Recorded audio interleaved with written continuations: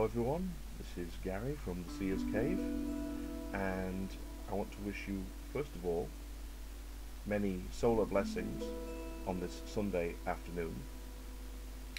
And I'm doing a little video today as a kind of video response, really, to a fantastic video by the wonderful and gorgeous Ravennightsong. And the video that you did, Raven, was around a kind of a update on your path and sort of where you are now, kind of the journey so far, really.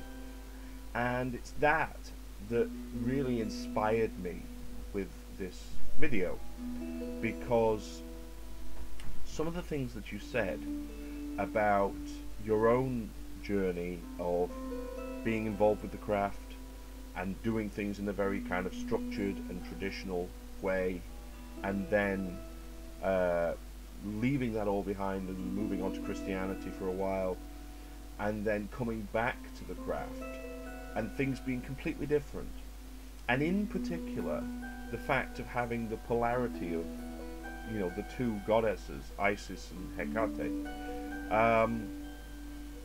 You know, that really struck a chord with me, and I thought what I would do is to just tell you a little bit about my own path and how specifically what you talked about relates to me. For example, I started with paganism at the tender age of 15, and at that time I was going through a lot of sort of stuff emotionally, which if you check out my other videos I do talk about little bits of it. And I grew up in a fantastic household with two loving parents who I absolutely adore. I've fortunately still got them both with me, thank the gods. And you know, I was brought up in a sense, I suppose, nominally Christian, but not in a very kind of strict going to church kind of way. But I don't know, I just, something about that path just didn't resonate with me, and I started looking around for alternatives and discovered paganism and magic. And you know, my first book, I actually relate the story of how I acquired my first book, which was by Stuart and Janet Farrar, in another video. And you know, that really gave me some information on how to actually do this, how to actually follow this. And the first deity, because that's what I want to talk about in this video, the first deity that came to me was the Greek god Apollo. I say Greek, actually Greek and Roman, because there's a lot of similarities between the Greek deities and the Roman deities. Usually the Roman deities have simply got different names, but there are times where the representations of the Roman deity are different to those of the Greek. For example, the Greek god Ares is often shown as being quite cruel in a way. Excuse me. Whereas he's not the sort of champion in the Greek sense. The real sort of champion of battle with the Greeks is Athena. But with the Romans, the Roman equivalent of Ares, Mars, is seen as the archetypal hero, you know, in the armor and everything. So it's interesting how they sort of mix it up. But Apollo, even down to his name, of course, is there in both. So he was the first deity that came to me. And I remember, you know, the first rite, although that's quite a grandiose term for what I did, that I actually performed. And I had my little altar table set up that I used to have, and actually this red cloth. And, you know, out in my garden, crack of dawn, ironically on a Sunday, because obviously I was working with Apollo. And, you know, I had my candles and my various bits and pieces, and I did my little ritual. And then I asked for him to give me some sign that he'd heard me. And I looked up, and I mean, the sun had come up, and it was a beautiful day. And suddenly, as I looked up, I noticed that the sky was pink. The clouds were pink. And I sort of looked at this for 2 or 3 minutes, and then I sort of busied myself again, looked up again, completely gone, absolutely cleared. And I just, at that point, I just sent a little thought up thanking him, because I knew he'd heard me. And it's interesting because, and I'm not going to sort of bore you with all the details, but basically I went along for 6 or 7 years maybe, probably somewhere between sort of 5 and 7 years, with Apollo, trying to learn, trying to find myself. And Apollo I found to be very gentle, really, and sort of nudging. He would nudge you in certain directions without being very strict, which I think is probably what I needed. Then in my early 20s, I started getting a lot of messages and associations and images from the Norse gods, and from two in particular. Thor, who is very direct. I mean, if he's anything, he is certainly blunt. But he's got a wicked sense of humour, and he just belly laughs like you wouldn't believe. And Balder. And Balder is very direct, because I think the directness is something that, you know, the Norse gods certainly, you know, specialise in. But he's slightly more gentle with it. And so, you know, I started getting a great sort of attraction to that, and I started reading runes as well. And you know, Balder in particular, kind of took up my teaching and pointing things out to me. And then I went through my own little catastrophe, because in my late 20s I got into actually a series of relationships that just completely leveled my spiritual path.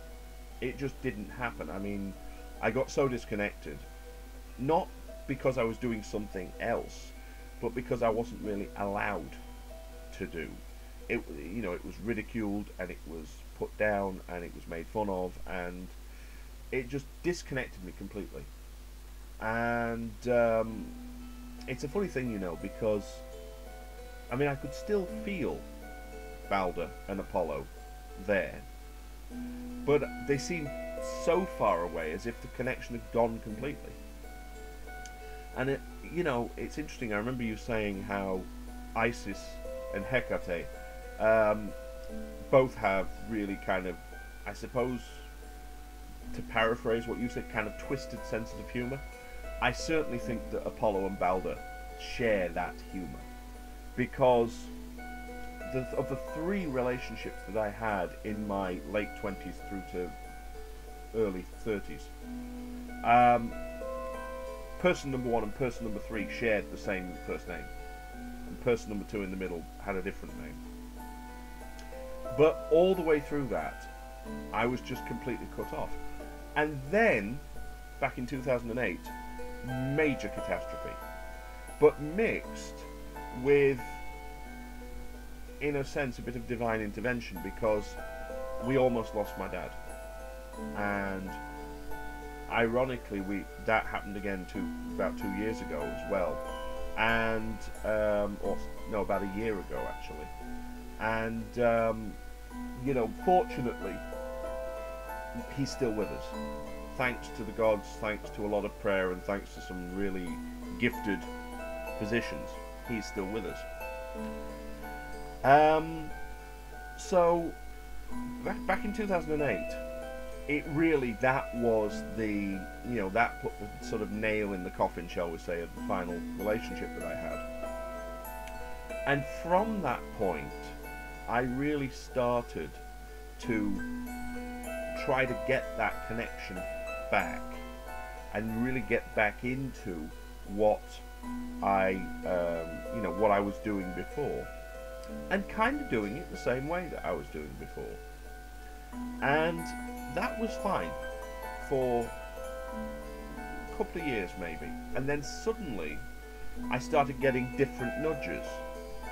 You know, so at this point I've already got two patron deities. I've got Apollo and I've got Balder.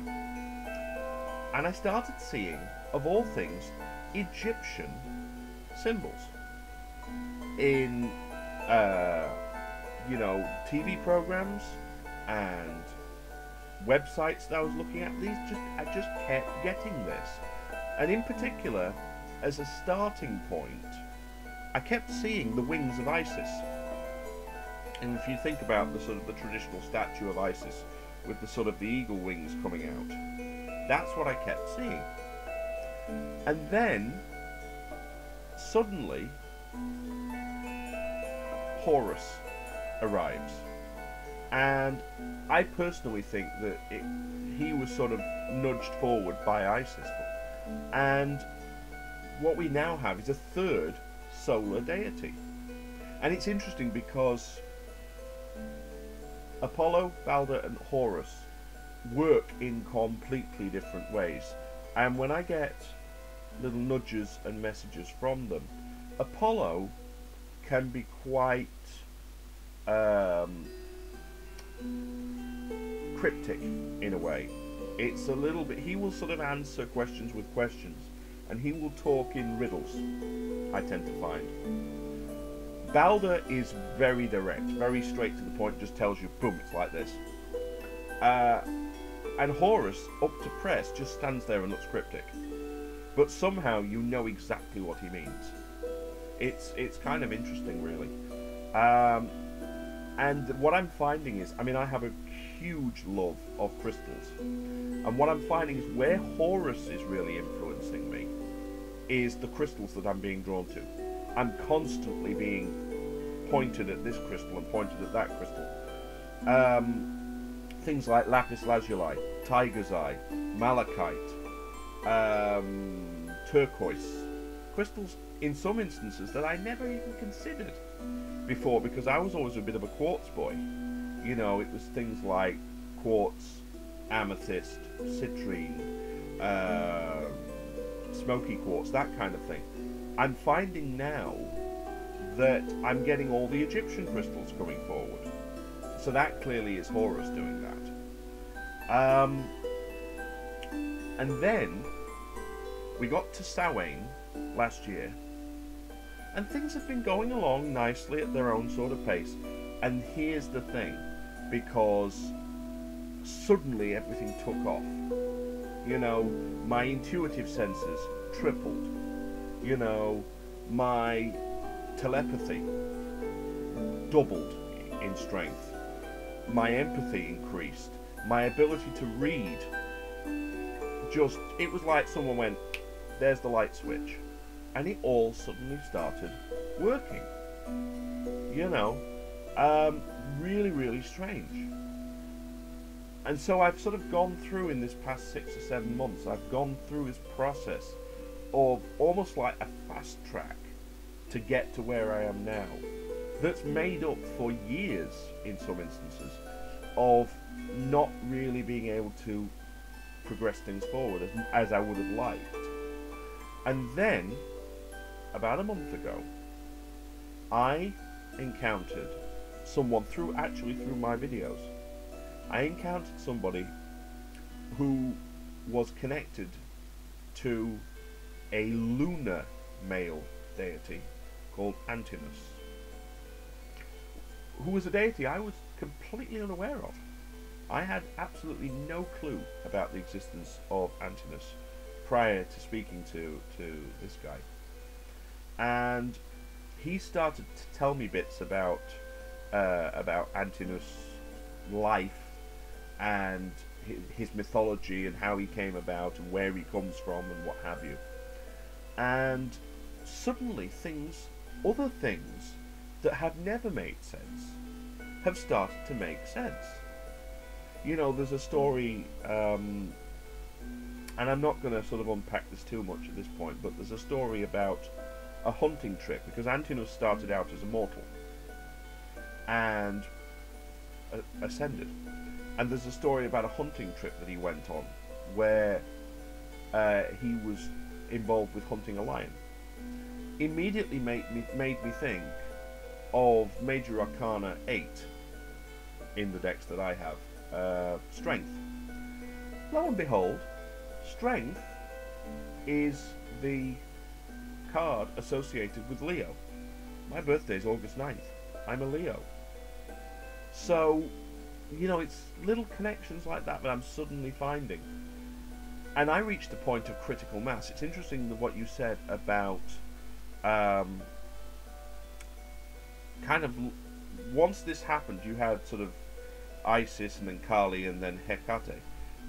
They kind of came in, and you're kind of looking at Isis and looking at Hecate and going, no, you know, you're only supposed to have one, and they kind of looked at you and went, yeah, who says? And I kind of had a similar moment, because what I had was, by this point I'd got 4 deities around me on a regular basis. 3 solar deities and 1 lunar deity. And I'm sort of sending messages up and going, how is this possible? You know, to have this many, this many teachers. You're not supposed to do this, are you, sort of thing. And it was interesting, because what I got back was, from Apollo, was pretty much a kind of a who says. Balder's reaction was sort of, well, who told you that? Horus just gave me a look. And Antinous kind of giggled, as much to say, you poor deluded fool, you. And so, what I'm learning now is not to judge, really. That's what I'm trying to sort of, I think that's what they're trying to get into my head, is not to prejudge, and not to not to make the sort of decision and the judgment for myself, to learn how things really are. And I'm being pointed to new things, to new divination systems, to all sorts of different things that I'm being that's suddenly being put in front of me, that I was completely oblivious to before. One of which, in fact, is a divination deck that I'm working on, which is based on a piece of information that was put out there over a decade ago, I think, about an ancient Greek system using the letters of the Greek alphabet.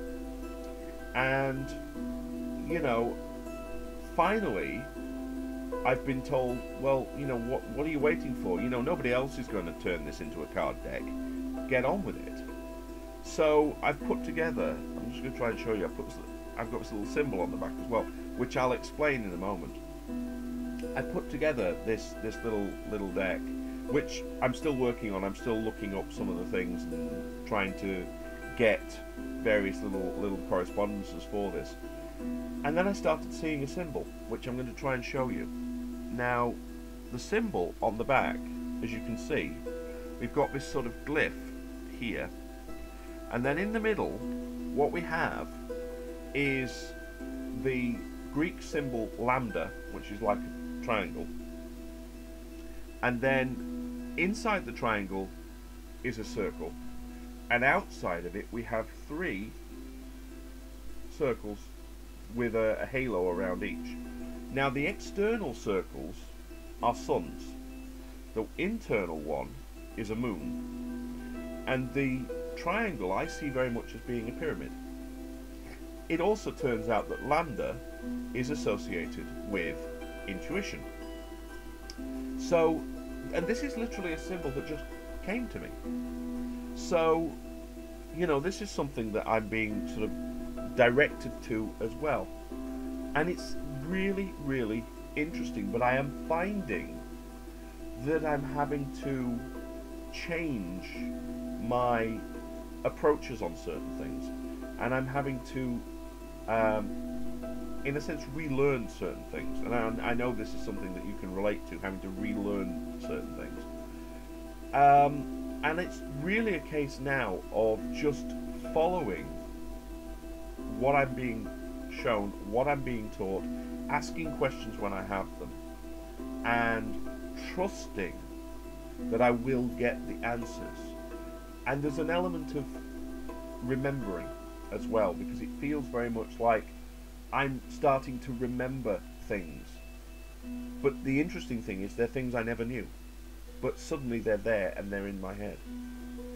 And one other thing I'll say, because I don't want this video to get too long, one other thing that I'll say is the other thing that is the great gift of this, and I sense that you have got the same experience. The other thing that I am getting now is a return to the innocence and the joy that I originally had with my path. I feel like I'm 15 again, except I'm not hormonal and spotty and don't have all the emotional baggage. But I really do feel like, you know, I've been rejuvenated. And I mean, it's a wonderful feeling, and as I say, it's something I do sense that you kind of feel as well. You feel like you've got back to a place, you know, where, you know, that you used to be in before, but in a different way. So, you know, I just wanted to give you a little bit of a kind of an update on where I am, and that you are not on your own in this. You know, you might conceivably be thinking, oh well, you know, is it just me? Am I the only person this kind of thing is happening to? And I did want to sort of put across to you that no, I don't think so, because it's happening to me. It's happening with different deities, but it's happening to me as well. So I just wanted to sort of put that across and put that out there to you. If you would like, I will sort of update you as things move along and as things change for me, and I would certainly love you to do that as well. You know, make videos and let us know how, you know, how things are working out for you. I have to say, I do love watching your videos. You have an amazing voice that, to me, you know, I can just hear the joy in your voice. It's absolutely incredible. I do love it. And, you know, I thoroughly enjoy watching your videos and how you sort of, you know, you open up about things and you talk about things and you're very direct. You know, I really enjoy that. So, yeah, I think that's about it for now. Have a wonderful Sunday, whatever it is that you choose to do, and just really enjoy yourself, enjoy your path, and yeah, have a great time. Much love to you, many blessings, and thanks as well for, you know, for being there and for doing what you do.